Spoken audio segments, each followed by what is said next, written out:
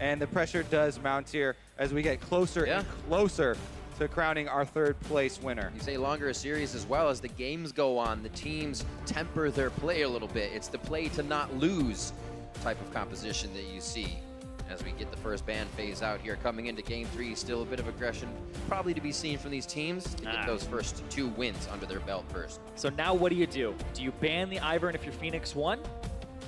Do you ban the Ashe like you did before? Do you ban Kog'Maw? I don't think the Ashe comes into the question anymore with the way that the series is developing. Ivern was the first pick and is the only jungler that is like Ivern. Whereas Lulu and Karma are very similar and you can trade them. There is no other jungler that really fills the space that Ivern does. Right now though, the Kha'Zix's first pick, because jungle had 3 bans thrown towards it, means Phoenix1 potential for Lulu Kog'Maw pickup here. Or they could go for that early Rumble that they've been going for as well. Lulu Rumble was their last rotation in the previous game.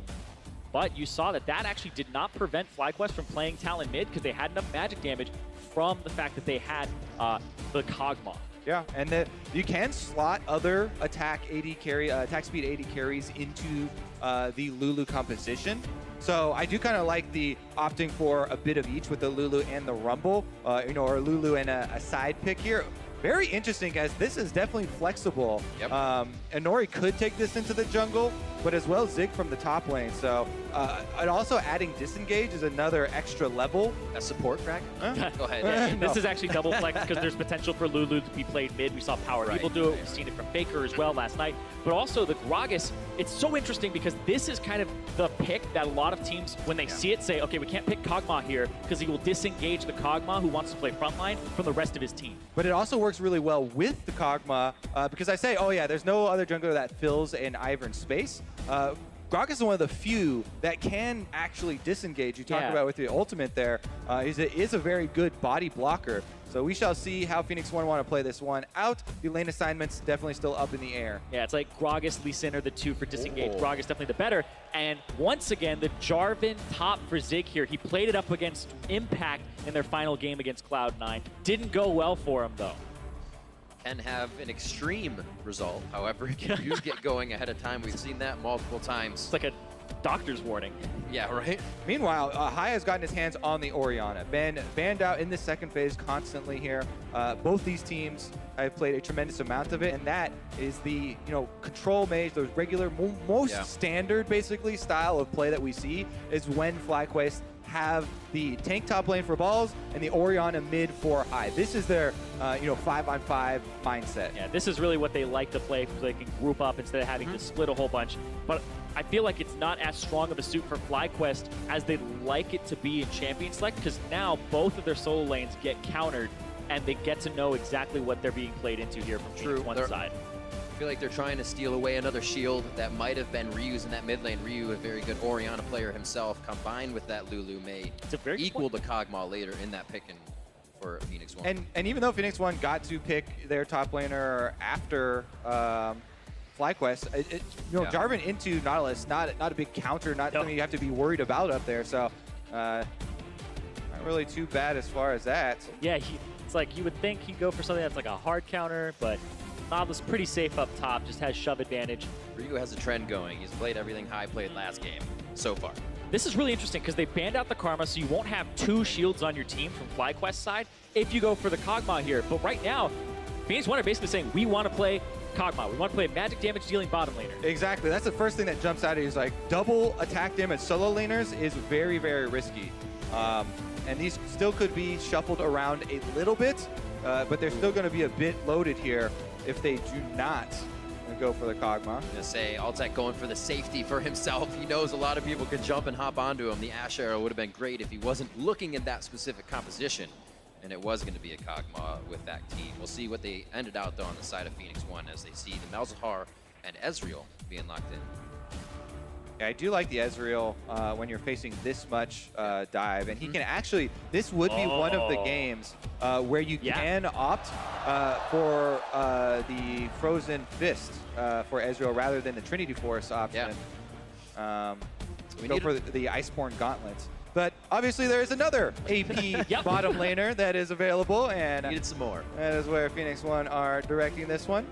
Making sure they don't have to play that low mobility on the Kog'Maw, and also free themselves up for even more magic damage, because it's very physical damage heavy for Phoenix1. They don't want to over-index on it with an AD carry, so they go for an AP bot laner here. And this is super cool, because a lot of people forgot about Ziggs. He'll shove that lane very hard. Plus, it opens up, we get to see the Lulu combined with Assassins, which is always kind of an afterthought, as opposed to the hyper-scaling AD carries where you really get to maximize the attack speed bonus. Lulu with Assassins, also extremely deadly, and does peak very early as well. We'll see if Ryu, who has had very good talent performances in the past, will be able to get in there for those critical plays, dive along with Zig. Like seeing the aggressive compositions come out. We go down the line to see what these two teams are matching up as. A little bit of a switch up here for both the junglers once again. And the bot lanes being changed up very much so as we are heading into Game 3. Teams are diversifying in the picks and bans and pulling out all the stops here as we get some new compositions. And hardly anything really of the same. Balls on that Nautilus. We're going to see what the rest of the team has. Kog'Maw not in this one as it has been prioritized.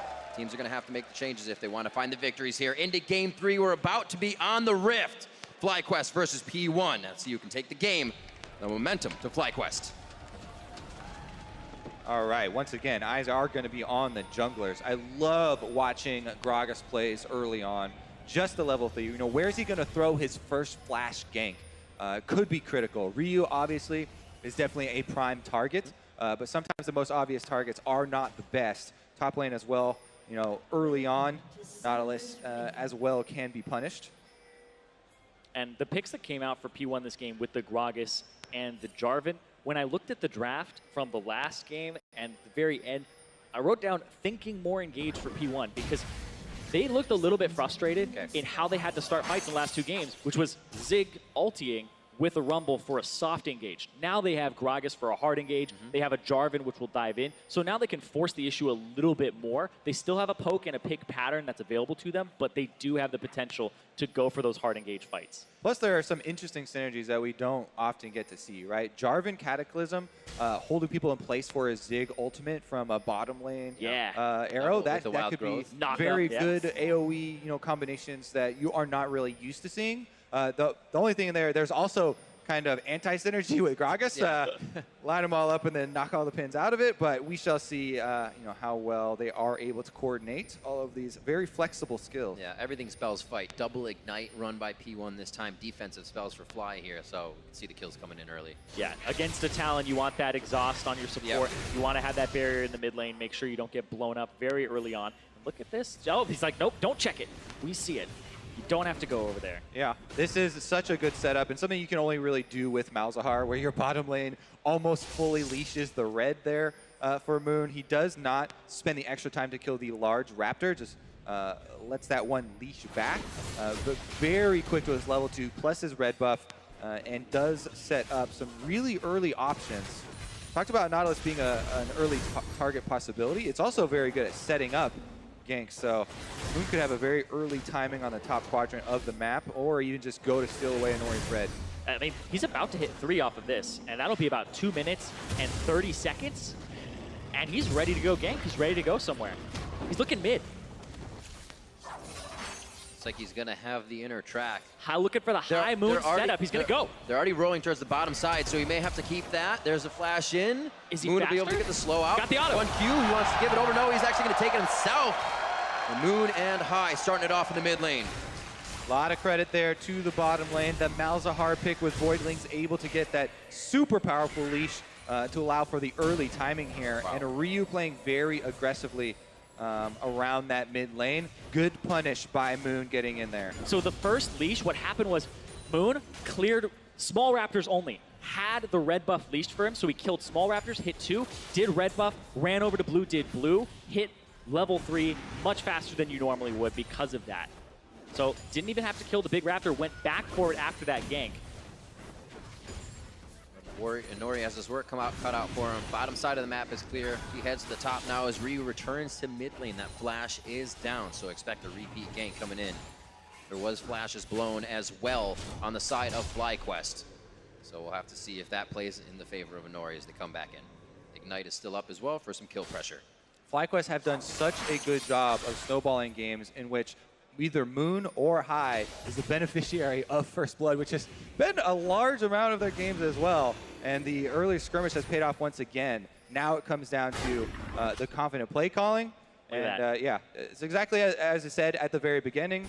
And we have seen this before as well, but Malzahar is able to set this super leash up for Moon to be able to get off that early timing. Yeah, that's going to be something that the coach from Phoenix1, Fly, is going to be like, this is exactly what happened, because this is a super unusual gank timing. You were not expecting this at all. It all plays into their favor, and it was all set in a position as soon as they got onto the rift. And it's so weird, too, because they saw that leash. They had a ward in the red pit, and they saw the Malzahar Voidlings leashing the red buff. So they kind of had an idea, but they didn't have the idea it was going to be that fast. What a gigantic steal there with the W for Moon. Large chunk of cash out of Inori's pockets. He's not having a good time, Inori, that is. And they're going to head towards mid, just at least giving Ryu a little bit of pressure so High can still even be safe, get this lane pushed, and get the buy he may need. We're seeing people fight over chickens at 4 minutes and 30 seconds, pretty much every game, or at least look for it. Kha'Zix set up with this good of an early game because incredibly scary for Gragas to walk around face checking. And look at this, Inori has gone with that Dark Steel snowballing item for jungler. Definitely very risky here. He's going to have to worry about even checking brushes in his own jungle, as Moon is already moving in to get very deep warding here with their upgraded jungle items. Yeah, and on the opposite side, looks like it'll be the exact same for Inori. He's going to go for the wards here. Pretty much mirroring the wards that were placed down by Moon in his jungle. No camps for him to take away, though, so big difference here. There is a top laner to gank, though, with a Blast Cone. Balls has flash. We'll see if he can get away from this one. You do have Body Slam Flash for Inori, and look at that. If you can get in front of Balls, or maybe Flash his hook. Gets himself just on the other end of the minion line, so the Body Slam doesn't connect fully. A nice job, though. Flash blown in the top side. Can still stay safe with Anchor Toss, but Inori now has an option to go to pick up that kill that Fly already has. And people have harped on Balls, laning for quite a while. But one thing he does very well has been surviving as a tank in the top lane. And now that his flash is down, he plays very defensively and does not overextend. You would hope as well for the future because he doesn't have that flash. He has no way to get out of that Cataclysm from Jarvan. So this could be a kill if there's a repeat gank or if Zig actually gets him low enough. But Zig wants to back now to get a buy. And Inori's staying up there. Like, FlyQuest should know that Balls has to play super safe. They're going for the Dragon on the bottom side. Inori's still level 4, trying to wait around here in the enemy jungle. And even though finally a Gromp does come up and Balls is extending, if this doesn't pay off for Phoenix1, they're getting tremendously far behind. And let's think about the routes that both junglers took, right? We talked about FlyQuest. Moon went from Raptors to red to blue to gank to Raptors to finish them off. That means his topside jungle respawns super late, and that's what Inori's been waiting for. These are unusual timers. Zig is starting this off, but he just missed the wall. He has not coordinated with Inori yet. Inori did finish the Gromp, and now he's coming. They might dive Balls. Yeah, I don't think he could be okay on this one. The minions are going to follow him through. No, Inori, the flash forward. Wait, he's going to go back. One shot under the turret. Can he get another hit? He picked himself up a kill. The Bumble-Rooski, they missed so much. Talking about how much he can absorb in these situations, too. Oh, so what Inori was feeling there is the pain of being level 4 and waiting around so long. So when the camps came up, he was like, okay, I got to start jungling these camps. So he starts on the Gromp at the same time when Balls is pushed up. Zig starts going for this trade. Takes him so long to get up there. And then Body Slam flashes onto the minions, get blocked by the minions. Tragedy here for Phoenix1. And so what's going to happen in that meantime is, sure, he doesn't get to clear out the wolves or the blue, but on the other side of the map, Moon gets to do that. Moon will be able to take his blue away, and it puts him even further behind. And look at this here. He doesn't get over the cannon minion. Blocks that. He's not level 6, so doesn't have the ult, and barely able to get Balls, but gives the kill back. So and he was definitely not worth hanging out for so long to get that. Yeah. And that's just honestly clever routing from Moon, but it is a little bit of luck there too. For sure. Because of the fact that Moon got the kill at the beginning, and then his route paid off because Inori tried to counter him on that side. So Moon's basically taken so much more of the jungle than Inori's even had rights to. Definitely a switch from the first 2 games. If P1 has not gotten that early lead, High walking into the jungle. Ryu's here. Yeah, there is going to be a shield if High is able to, yeah. So it's a very dangerous spot that Ryu is in at the moment. Jump over, look for him? No. Oh, might be too close. Oh, he's hunting Moon. Yeah, once he and saw Nori's him, going to try to flank him from the other side. one hit, flashes out, still has the idea. Ignite goes down, the shield. And Protect coming in from High as he calls forward. And a nice dodge on the ultimate as well. A lot used here, though. That was a bottom lane roam. Their bottom turret now is going to take the heat for that mid lane move and the ultimate from Arrow. He doesn't have ult to clear the bottom lane wave now. Yeah, that might be that turret going down as well. They're chunking it out. They have Voidlings to take some extra damage from it, some extra shots. Arrow's going to try to clear it. They do have great wave clear between Ziggs and Lulu. They're going to save it with just about 200 HP on the turret. And that it will go down quite fast. Ryu's getting pushed out of mid. If it's not the roam down that takes the turret, it may just be Altec and elimination. And when Ziggs was gaining popularity as a bot laner, it was because the item builds for AD carries felt really bad. People were rushing, BF sword, pickaxe, then the Zeal item. Now you have sustain built in for the Blade of the Rune King for a lot of these AD carries. So you aren't completely chunked out of the lane or pushed out early on. So Altec can survive a bit of that poke, stay up in CS against this wave clearing bot laner that he's doing such a fantastic job today in general. Biggest thing, though, look at this 84 CS for High to Ryu's roaming Talon here. Barely trying to hit 60. This is Phoenix1 really, really scrambling and fighting uphill at this moment. As he said in Champs League, this is the standard look from FlyQuest. This is them with their 5-on-5 tank balls, High on the mid lane control, and they are set up very, very well. Yeah, that first gank, super clever. P1 has to watch that footage again for the next game, but look at this Zig. Pretty much dead, trying to pick up the seat. I want this money. Yep. He just goes and picks up all the... Actually, wasting a few more seconds, so you could say Worth on his side. He gets the gold, but Worth for Moon and balls. In the yeah, it feels so bad there for Zig that, he did a tremendous amount of work to try and set up that gank from Nori on the top side, and then Moon just slots in, able to come over for the very casual kill on the top lane. Is this what you meant? Yeah, gank your lane, what? But definitely not going the way of P1 and FlyQuest. Up to a hefty lead early on in this game so far. Elimination. Oh, takes his passive out. Wow. Back with the squeaky rubber ducky. Mega Inferno Bomb to take him out. 3-2 here as P1 picks up a kill on the bot side. They need to start seeing results somewhere. Nice work there from Arrow, taking off the shield and able to get the knockback here onto Elimination. Yeah, 5 seconds before his flash was up when he died. It was so close, just a sliver left. So taking advantage of that timer and making sure that they can pick up a kill, get something back on some part of the map for Phoenix1. Because FlyQuest, you talked about it, 30 CS up in the mid lane. That gank early really set Ryu behind. He blew his flash, and then he's completely out of pressure as that Talon for pretty much the whole laning phase. Has basically left the laning phase to see if he could find anything anywhere else on the map. Just end it. Get me out of here. Yeah, he has been ending it himself. Pushing some vision up towards the top. We saw him not come up with a gank onto Moon. Everything is kind of fizzled out here as P1 tried to make something happen. The bot lane, however, finding that kill. Yeah, every single area of the map is in favor of FlyQuest. Right. Top lane winning, mid jungle winning, mid winning, bottom winning as well. Aside from that kill that Elimination just gave up, the CS was in their favor. So FlyQuest, even though the vision here, Phoenix1 are doing a good job keeping it up, FlyQuest aren't really worried about it as they have so much gold to work with. Here comes an invade off of that vision, though, from Phoenix1, and they might try and create a play with the thing they do have going for them. Recall there from High, though, and the target not found. Good warding as well would have made the team privy to the invade. Yeah, there's a Mountain Drake coming up, so they're establishing vision around this area and looking to fight for it. Possibly push down bot with this shoving bottom lane. The Brillinomicon completed for Arrow, so he can just shove at will. Has that cooldown reduction to 20%, and he can get to those turrets. So you pretty much always have priority. And through it. Yeah. Oh, he jumps in. Ooh, big damage onto Ryu. That's going to stop him for this fight. And with the command protect, Moon comes out very healthy. See how P1 takes to this. Also dissuades their play they were attempting on the bottom side there, where Nori had spent a while to slot into the bottom lane. With a bit of damage down, it takes a little. But he's still able to get balls out being a real nuisance in the top lane. Is the teleport we're going to see from Balls really to possibly make a play, unless Moon makes another visit.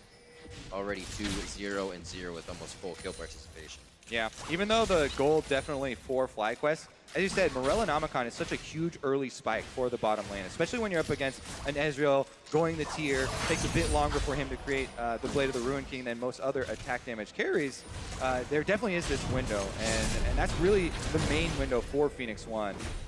See if they can actually utilize it again. They've attempted to. Inori's been down here for a while, but moves right in to steal away this blue. Can they get... He sees Inori with that sweeper. Oh, blows the ultimate there, but still Moon gets away with the buff. Yeah, I mean, there's no smite for Inori, so there's no possibility of him winning a smite bite or anything, and it was just trying to knock that sucker away. I mean, Pastry called him Mr. Steelio Camps in the intro. It's proven a hell of a lot right now for Moon. Source. Super heavy dragon control as well, double mountain. As we talked about in the last game, really does add a tremendous amount of threat to any sort of Baron base in the mid game. And FlyQuest are feeling very good about their resurgence in this series. Slow. Little parkour over the wall, nice dissonance by High. Him and Moon are working together very nicely on this Kha'Zix Orianna synergy as he continues to tack some damage onto mid lane. And Ryu just backed, and now they're going to take this mid turret off that pressure. He is getting punished. Yeah, just incredible entire split actually from Moon. You know, this is a guy who was almost laughed out of the LCS. Yeah. And his resurgence has been amazing, just dominating here with FlyQuest. Always mentioned in the same breath as High as one of the critical members of this team. Yep. Now showing here, last game, adapting to Ivern, back to the kill here with the assassin jungler in Kha'Zix, and really controlling this game so well for the team. Now he's going to get invaded by Jarvan. Let's see what he does about this Zig approach. Who's invading who? Yeah. But I definitely think that you're talking about Moon. He had big confidence issues as well. And now seeing him perform on a stage like this is a big leap for him in terms of his career. And those confidence issues as well, shored up by the team. Coming in the first few weeks, playing Eve because they were behind him. What he needed in the previous splits, and finding that with FlyQuest. Showed FlyQuest when they started at their cap, which is why I think they may have gone down throughout the season. They're experimenting, but still, the power that they have given to Moon allowed him to work with. Yeah. It's been immense. It's absolutely heartwarming to see, you know, a player come back from so much criticism and have such a, you know, big impact in this split. FlyQuest, though, still have a lot of work for themselves, trying to add game number 2 to their series victories. I like the mid-jungle proximity that's going on. It's increasing as the games go on, and I bet it's going to be very high this one as well. Making sure that you shut down Ryu, you kind of attack the core part of the map, and think about who's in the finals, C9 and TSF. You're scrimming these guys, so you definitely have been practicing how to play around mid lane for the last few days. Makes sense. It all just makes so much sense. And it seems like FlyQuest is able to take advantage of that a little bit more. It was a completely different story, almost mirrored by P1 the first time, able to hit onto High and able to hit on the top side. FlyQuest has been able to give P1 their own medicine 2 games now. And just looking at this right now, Moon just leveled up his ultimate as an evolution. You look at that and you're like, oh man, actually, this happened the other day. I was like, oh man, I saw somebody with this cool Kha'Zix chroma. Because I never see anybody level ultimate on that skin. And I was like, what? So he's going to have that invisibility when he enters Brush, and then he's also going to have just 2 charges of it, but still, it's so good. If he's going for those plays where he's going for the autos, but I don't know if that's a misclick or not. The autos as well as the speed buff, like it is a little bit, you know, undervalued for team fighting. And if we talked about transitioning, you know, assassin jungler into a team fighting phase where you know, the FlyQuest mindset this time around is High on the Orianna plus Balls on tank, then can allow you to maneuver a bit more in those team fights without having to get the reset kill that you would need for evolving your wings, which pretty much everybody goes for. Here we go, though. High having to defend himself. And Ori trying to knock him Nicely back. done, though, and Nori timing it a little too off there as High used everything behind him. And that was a beautiful shockwave to take the damage dealers down. The shield comes out immediately. Great fingers by Shady there to keep himself alive. Yeah, didn't go for the flash, went for the shield, knew it would keep him alive there. But that gives so much pressure to the top side of the map now, and the mid for FlyQuest. Zig there. Only throwing down a little bit of defense for himself, but here FlyQuest with the lead again, starts their method to the madness, and they'll start taking down the outer ring of turrets. They do best when they don't stop, so it's up to P1 here to get the vision down and halt this snowball. Pretty quick move here up to the top side. This top turret for FlyQuest has been fairly low. Ryu trying to get something back for the Phoenix1 team. Should be able to answer this. Balt is on the way, but the Nautilus chase is not very threatening by himself. And actually has to be worried about being collapsed upon. Okay. Got a nice wave of minions to do this with. Great thing about being a tank is, even if it's possible for 2 members of the enemy team to kill you, you know, technically they would win a 2 versus 1. Sometimes it's not even worth their time because it takes so long to take you down. It's like, you killed me, you lost your top turret. I can do math, that's like 450 gold for about 1,000. So hey, sounds good to me. Rotation from Lemon Nation down to the mid lane. They do have to remember that there again has been an early QSS build by Arrow. Yep. So the Ziggs will have an answer to that. And might want to choose a different target for the ultimate. Here's their defense though, High with the shockwave, really good flash. He already flashed it, and Nori throws out the cast. High couldn't even reach that point if he wanted to. He didn't juke, he didn't stop, he's running full force forward. He dodged almost everything that the enemy team threw at him, including the extra players and the Zig ultimate. So this is where I draw the line between dodge and somebody still. misses. Yeah.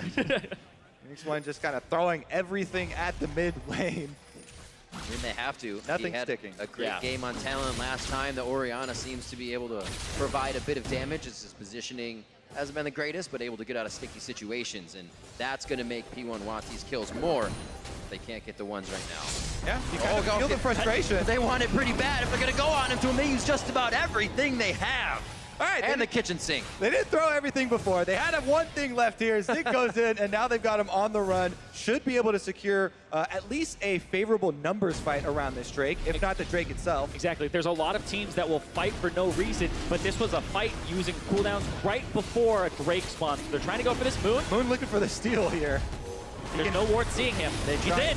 Oh, he gets it. They combo the true shot barrage with Moon. He makes waves, but he goes down as well. Definitely worth it for him, sacrificing his life for an Infernal Drake. We are cresting the 20-minute mark. It really starts to provide that value.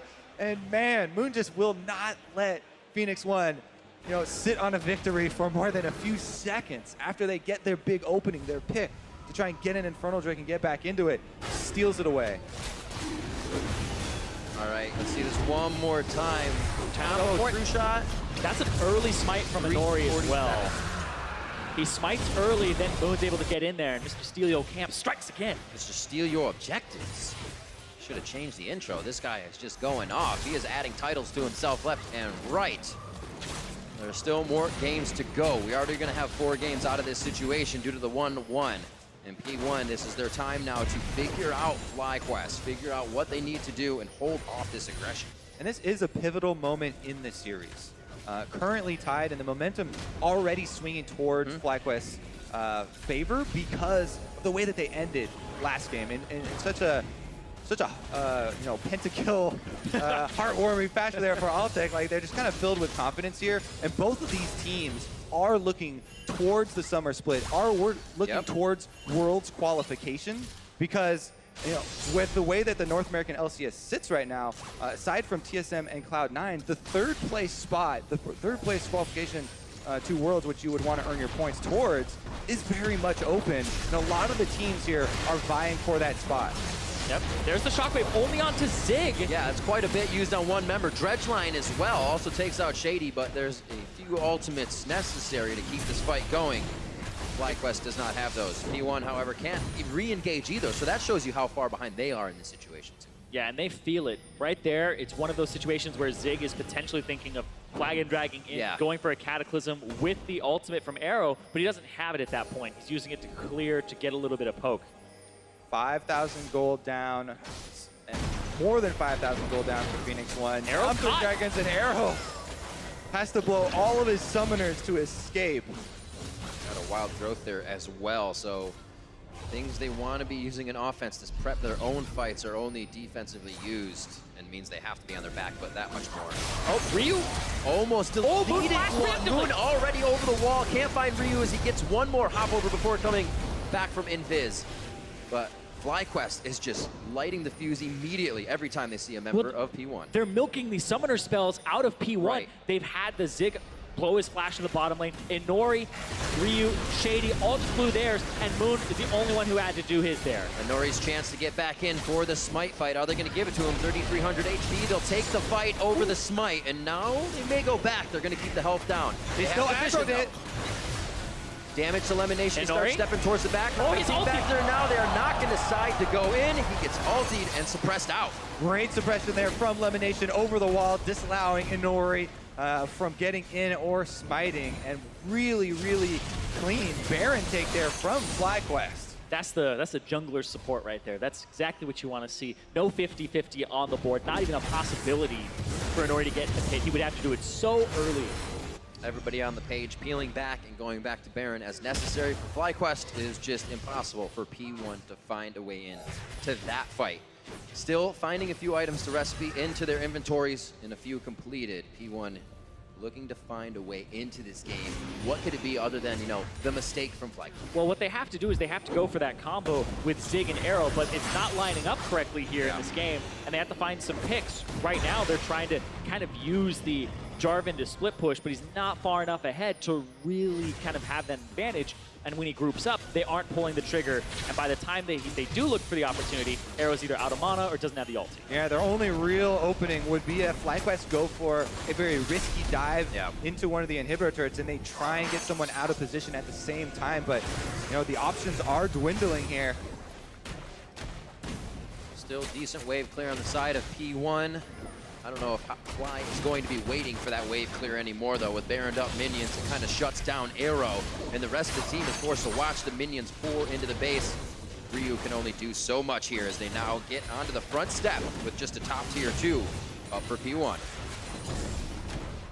Ryu is behind about 2,000 gold right now. Same thing in the jungle for Moon. He is up 2,000, and Zig also behind 2,000 from Balls. Yeah. Only place that's even close would be that AD carry position or bot lane position. We have a Zig. Zig and Ziggs. It's been a fun game. Ooh, Moon taking quite a bit of damage. We'll see how much they can contest this still, though. Saying maybe we can bait in the fight. P1 doesn't even want it. They have a lot of janitorial duty to do here with minions coming in each side, and FlyQuest knows it. They're going to still add the pressure. Yeah, and Arrow actually doesn't do all that much damage with his ultimate just yet because he doesn't have something like a Luden's Echo. This is one of those tower-destroying builds. He's looking for Lich Bane second. The QSS also delayed him from completing it, moving towards a third damaging item. Zig's looking for an in. He could get 2 or 3 members here. Really just flexing his muscles to get FlyQuest off that doorstep. Yeah, it's still so dangerous for them, right? Unless it's a perfect opening where they can actually burst someone out, there's no way that you want to go for an engage from Phoenix1 side without FlyQuest burning a huge amount of cooldowns here. Yeah. This is where if you're P1, you just say we play for 3 to 4 items, maybe even wait until 6 and try to stall. Farm for late, boys. Exactly. We scale, boys. Just wait.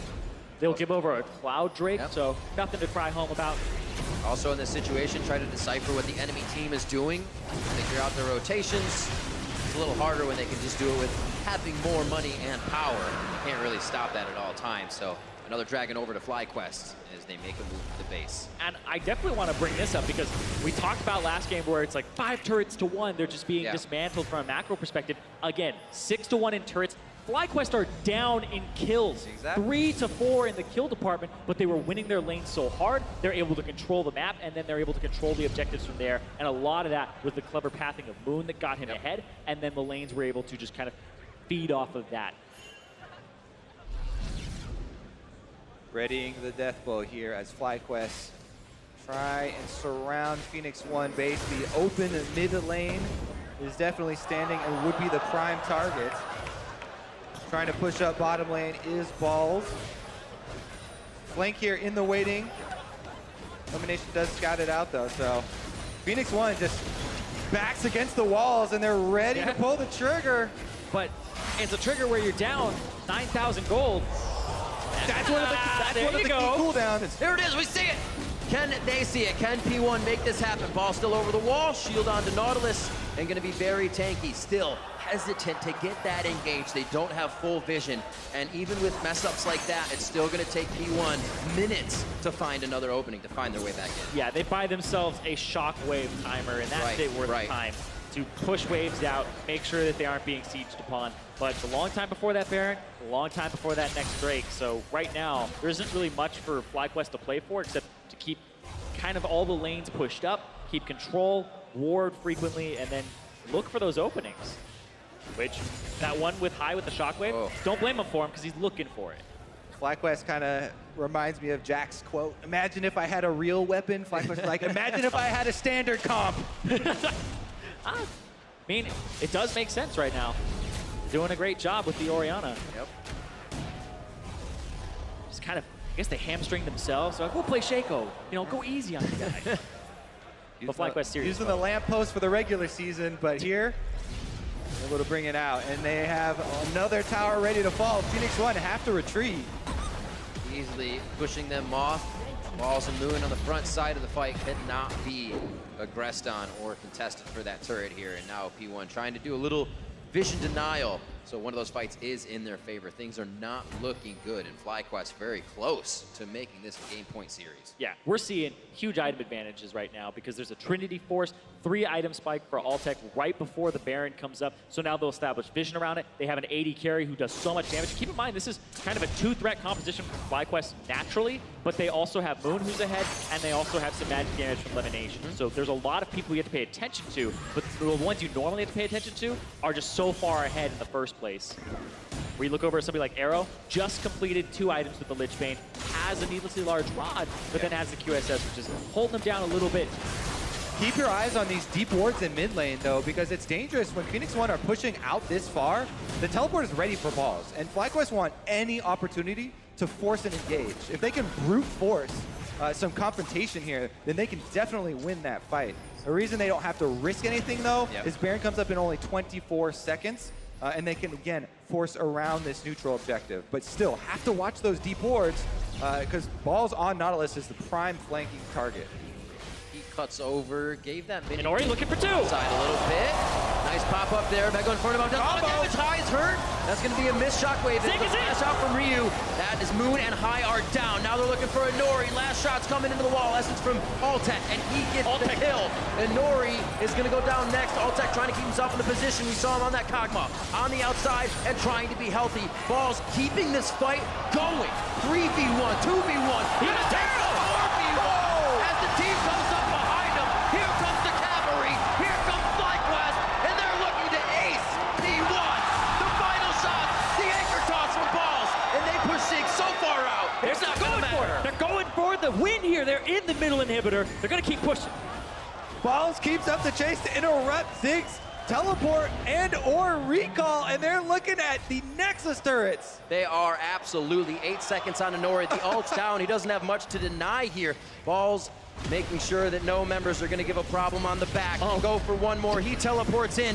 Nori going to do his damnedest here as Zig has finally made it back, and he's going to do what he can. Zig goes down. Now on to last Nexus turret. Enough minions there. Elimination. 5 and 4 seconds for the members of P1 to come up with 7 on Ryu. The Nexus is down to half. They're going for the final shots. Balls is on the backside, and he's trying to get him in, but it looks like they're going to be able to stop it. The last breath from P1, and they may be able to stay alive. It's up to Balls, and he's knocked away. The game continues. The rest of the team is here. High and Moon have come up the mid lane with a bunch of minions, but they're completely outnumbered, and they just can't. A few seconds too late there. And now the whole mission for FlyQuest is keep these waves pushed. Don't let them go to the Baron. There's about 40 seconds before you have your entire team back up. This right here from Nori, great start, but the rest of it trailed off, and Altec has so much damage right now. Yeah, this is one of the best possible looks that Phoenix1 could get. You know, Nori gets into a great position, nails 2 of the key components of the comp. They get the combo. Zig ult does land, Ryu's ult does land as well, but the locket comes through, the shielding comes through, and they delay it for FlyQuest, then fight their way out of this 3v5 through the massive tank. Exactly, and then Arrow actually tries to go for a play here onto Altec. Has to get locked up, and look at that, they're trying to do the Baron right now. Right back to it. P1 playing the choose your own adventure, whether they can or not, and it's going to be a Baron. Elimination of the team able to push them out. And now they have to be careful with their HP a little lower and minions pushing in. Does FlyQuest pressure them to jockey for Baron? Yeah, that was that small amount of the danger time that you're talking about, Zyrene, that FlyQuest had to weather the storm. Now, they're the ones, again, in control with all of the map pressure and burning down Baron. Honori actually not going to go. Back Inferno. So close. Going to high. You can see how intense these plays are. And a mistake almost going over to P1, but FlyQuest cleaned that up, and they'll be back with Baron once again. Yeah, and a big part of that previous fight, just to jump back to it for a second, is Altec had 3 items, and Zig, in terms of armor, had Ninja Tabi, and then he also had just a cloth armor. He built for lane to make sure he's not just blown up by magic damage, had the full Spirit Visage, so he didn't really have any armor in that fight. And now Altec, 4 items, has the Lord Dominic's Regard, and he's going to be so hard to kill, but also he just does so much damage himself. It's really been Altec's day. It really has that home crowd momentum. He is feeling it and using every bit of that energy. He also played quite well against TSM's bottom lane. Yeah, absolutely. Back in the semifinals. 5 dragons for FlyQuest. Not sure I've actually seen that many on one team in a game before we got the Elder. Mother of dragons. Yeah, 5. 35 minutes in, 8-9 here as FlyQuest look to get the finishing touches on the base. P1 still with a hell of a fight. We saw what happened if Fly does not hit it perfectly, and they're going to try. Arrow gets the wild growth right away. Fight on the back line, puts Zig down to below half, and now a dead Zig as he gets the panic, puts him down. High's in the middle, Zig coming back up on his Guardian Angel. Is Anuri close to going down, lives, the minion doesn't get him. High in the backside, very, very low, but very, very alive with the rest of his team as they move forward, dropping 3 members of P1. Now looking for the Nexus, now looking to bring it to game 4 as FlyQuest take the game and bring the series to game point. Match point for FlyQuest here to take the 3rd place slot in spring 2017. People thought they were in relegation. People thought they were 9th, 10th. Definitely silencing all of those critics, changing it completely. They constantly have to keep proving themselves, though, and constantly coming up big here. P1 trying just about everything they have. We've had the AP top, the AD mid. We had AD top, AD mid, AP bot lane this time. They're really trying to pull out all the stops. What do they have next? They're also a team that can flex, but it seems like FlyQuest has been getting the best of the champion selects here. Yeah, I mean, they decided to throw the curveball this time around and try and go with the Zig in the bottom, Zig's in the bottom lane instead of the Kog'Maw that has been working for both teams, even though they had already secured the Lulu. So a little bit curious there as Phoenix1 looked to try and get some of the surprise, the kind of jump on FlyQuest, and FlyQuest were the ones to take the more standard approach. Yeah, it didn't have the effect that they were hoping there. You were able to sustain with Altec getting a very early Vamp Scepter for himself. That bottom lane, we thought it would be a power point for Phoenix1. Definitely not in this game. Not at all. So FlyQuest are now poised to take the series. So let's send it over to the analysts to get their thoughts on that game. Thank you very much, gentlemen. Yeah, let's talk about this one. FlyQuest 2-1 in the lead now against most expectations here. And another game where it felt like they were in control for a lot of it. Yeah, they're surging right now. Yeah, they're playing extremely well. I think a lot of the same problems for P1. This game was similar to last game. You're not drafting any way to kill the front line, so you're essentially locking yourselves into having to win lane, be able to dive backline and kill them off. And I think a lot of the problems came from Ryu falling behind mid lane because bot lane did poorly. They couldn't kill the turret. They couldn't get mid lane and get Ryu, into a side lane. So he's stuck against an Orianna forever, where he was pretty worthless. Yeah, and there's a couple of things we knew before the series about FlyQuest. Yes, they were inconsistent, but if they were to win, they're winning through their mid lane and their jungle. And something I loved about the start of this game was Moon's jungle path. I know they covered it in the cast, but we needed to hit it one more time just because of how much teamwork was required. He does the raptor, the small raptor get level 2, skips the big raptor, and the red is just there for him. So the reason this is so important is if you do those raptors, the red buff and the blue buff, he was here at about 2 minutes and 40 seconds. And for Ryu, he thinks he has 25 more seconds before a level 3 double buff Kha'Zix can come into lane, which is why that slingshotted them ahead so far. Really, he gets that gank off, and I'm pretty sure at that time Inori is actually still level 2. He's like level 2 so and is almost everyone else 3. in the game. Sure, yeah. But I mean, just beautiful. Great. It was even really cool because the path he took, he could have gone top as well had Zig been pushing in. So it wasn't locked into a mid lane gank. He could have just taken Scuttle if both lanes weren't pushing in. So it's like he had so many options, and it was really well thought out from the team. Yeah, I got to say, massive props to Moon, who's continued to impress that he was this good of a player, that, at least this year around here in this one. We have more to talk about in the jungle, though, because on the flip side, Inori felt and looked so uncomfortable on this Gragas. And I don't know if it's nerves, I don't know if it's being out of practice on the champion, but I mean, everything from this early gank, the flash body slam, misses his Q, goes straight into the cannon, gives up an easy trade kill, and he was 30 seconds late to that play. Yeah, and this whole year, you can see another misplay right here where he overshoots the ultimate and also flashes late. And then to just kind of put the cherry on top, he gets the Drake stolen away from him.